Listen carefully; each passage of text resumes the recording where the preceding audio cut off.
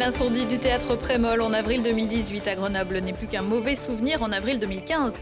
C'est avec 12 heures de danse, théâtre, lecture et musique qu'il a fêté sa réouverture samedi au village olympique. Il y a les lignes de bus, les lignes de tram et les lignes chrono-vélo. Petit à petit, ces axes qui permettent de mieux partager l'espace public se mettent en place. Le dernier en date à Saint-Martin-d'Air. Et puis, mieux partager le terrain avec fair play et parité, c'est le pari du touch rugby. Une discipline importée de Nouvelle-Zélande, mais qui s'est développée en France depuis cette pelouse de Saint-Martin-d'Air. Bonsoir à tous, ravi de vous retrouver dans ce JT du mardi 22 octobre 2019, toutes les heures à partir de 18h. L'essentiel de l'actualité du Grand Grenoble en moins de 10 minutes. Après Nancy et Bordeaux, c'est à Grenoble que se réunira le prochain mouvement des jeunes pour le climat. Ce congrès national aura lieu du 26 octobre au 2 novembre. Plus d'une centaine de jeunes, dont l'Isérois Robin Julien, membre de Youth for Climate et proche de Greta Thunberg, se réuniront pour parler stratégie et convergence des luttes dans des amphis de l'université, mais aussi à la maison des associations. Le théâtre, c'est la vie et la vie, c'est le théâtre. Et c'est toute une nuit de spectacle qui a été proposée au théâtre Prémol samedi de 18h30 à dimanche à l'heure du café Croissant. Le lieu emblématique du quartier du village olympique à Grenoble avait été victime d'un incendie volontaire il y a 4 ans et demi. Il s'agissait de le rendre aux habitants. Lilian Veillé. Ce droit est au peuple et il ne peut ni le céder ni le déléguer. Les artistes se sont succédés toute la nuit sur les planches de Prémol. Après l'incendie du 18 avril 2015, le théâtre renaît enfin de ses cendres pour une soirée marathon. Nous avions, il y a 4 ans et demi, passé une nuit à regarder flamber le théâtre, malheureusement, pour cet incendie criminel. Et donc, il était important pour nous de redémarrer, de rouvrir, afin de bien tourner la page, en faisant la fête ensemble, toute une nuit. Dans une nouvelle salle de 200 places, 17 représentations se sont enchaînées avec une centaine d'artistes. De la danse, du théâtre, des chants.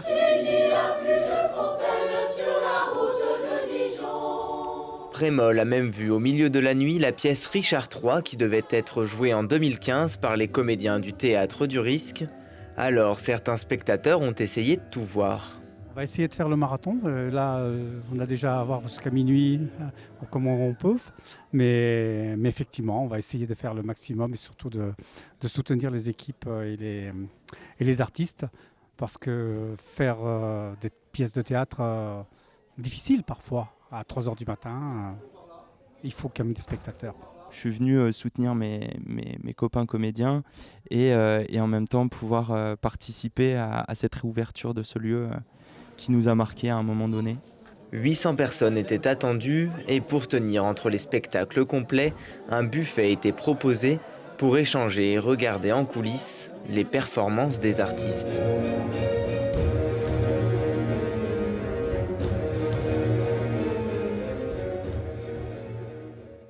Prochain spectacle au théâtre Prémol, L'odeur des arbres par le théâtre du Risque à compter du 7 novembre. La programmation complète sur le site théâtreprémol.com. Les rencontres ciné-montagne accueilleront Elisabeth Revol. L'alpiniste dromoise est attendue au Palais des Sports de Grenoble lors de la soirée Cap à l'Est du jeudi 7 novembre. Elle sera accompagnée d'Adam Bielecki, l'un des 2 alpinistes polonais qui lui avait sauvé la vie en janvier 2018 sur le Nanga Parbat, où son compagnon de cordée, Tomek Makiewicz, avait perdu la vie. Elisabeth Revol a par ailleurs atteint l'Everest avec oxygène en mai dernier. Les rencontres ciné-montagne, c'est du 5 au 9 novembre. La billetterie est ouverte en pré-vente jusqu'au 26 octobre à 5 € la place. Place de Verdun, 30 minutes d'arrêt. Les défenseurs de la ligne SNCF Grenoble-Gap, parmi lesquels quelques élus, ont manifesté ce mardi matin devant la préfecture et ont été reçus par un représentant de l'État. Les membres du collectif de l'Étoile de Veynes protestent contre l'annulation d'un comité de pilotage sur cette question qui devait se tenir ce matin même. Comité qui devait permettre de valider les décisions de l'État ou de la région, notamment pour que la SNCF Réseau puisse commencer les travaux en 2020. Du coup, ces travaux pourraient être repoussés, mais en attendant, la ligne devrait être maintenue en l'état. La ligne chrono-vélo, elle, se porte bien. Un nouveau tronçon a été ouvert il y a quelques jours et inauguré lundi matin à Saint-Martin-d'Air. Lancé en juin 2017, chrono-vélo sera composé à l'horizon 2022 de 4 axes totalisant 44 km de liaison cyclable entre les communes de la métropole. Objectif, mieux partager l'espace public. Bien, en fait, c'est de nouveau dans le cadre du déploiement des axes chrono-vélo. C'est finalement ces axes structurants qui permettent de relier tout le territoire métropolitain avec des axes larges, sécurisés, généreux, où à la fois les vélos ont l'espace, la place, et cet espace leur est dédié. Et là, nous sommes sur Saint-Martin-d'Air, puisque nous sommes sur un des axes qui permettra justement de relier le cœur de Grenoble, notamment la gare de Grenoble, avec Saint-Martin-d'Air en toute sécurité. Donc c'est tout l'enjeu du déploiement d'est en ouest, de nord au sud, de ces axes structurants, comme une espèce de colonne vertébrale à l'échelle de la métropole. On avait commencé par Mélan, on avait commencé par Grenoble, aujourd'hui on est à Saint-Martin-d'Air, demain on sera à Échirolles et à Pont-de-Clé. Bref, on avance sur tout le territoire. Et ce sont les travaux de la ligne chrono-vélo entre le carrefour Chavant et le boulevard Clémenceau à Grenoble qui ont débuté la semaine dernière. Ils se poursuivront jusqu'à fin décembre. Cette ligne prendra la place de la ligne de bus existante et une nouvelle voie de bus sera créée. Vent, église, service non compris. Le diocèse de Grenoble vient d'annoncer qu'il allait mettre en vente l'église Saint-Luc située dans le quartier de l'Île Verte. Sa construction est assez originale puisqu'elle est insérée dans un immeuble d'habitation construit sur pilotis. Cette église avait été inaugurée en décembre 1967, mais le lieu de culte souffre d'un déficit de fréquentation depuis quelques années.